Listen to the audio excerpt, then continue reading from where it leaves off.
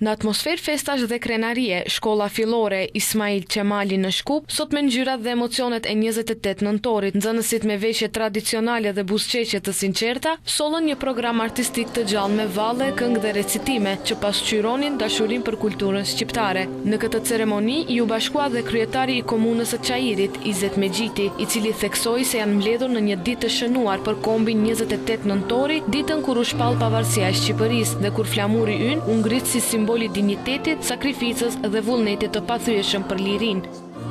Kjo ceremoni merr një rëndësi të veçantë sepse zhvillohet në një shkollë që mban emrin e udhëheqësit të pavarësisë Ismail Qemali.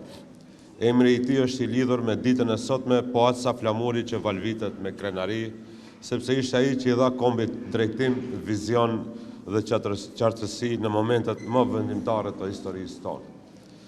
Në korridoret e kësaj shkolle, çdo nxënës ecën në frymën e një personaliteti që la gjurmë të pashlyeshme në identitetin tonë kombëtar. Mexhiti gjithashtu u shpreh se kjo ditë na kujton se kjo liri që kemi sot është frymë e sakrificës së shumë brezave dhe se detyra jonë është ta ruajmë, ta mbrojmë dhe ta çojmë më tej veprën me përkushtim. Ndërkaq, drejtoresha e shkollës Teuta Imeri ka dhënë një deklaratë ku uroi festën dhe tregoi aktivitetet të cilat janë angazhuar nxënësit e asaj shkolle.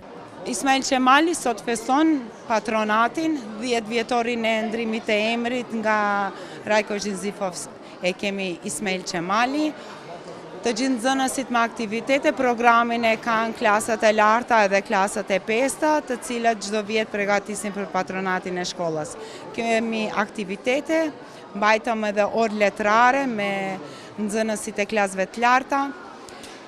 Klasat e ulta, cikli ullet nga e para deri në të katërtën kishin aktivitete shumë të bukura të cilat janë të prezantuara rreth korridoreve. Shfaqja e nxënësve u mbyll me duar trokitjet e të pranishmëve, duke i dhënë festës së 28 nëntorit një atmosferë të veçantë krenarie.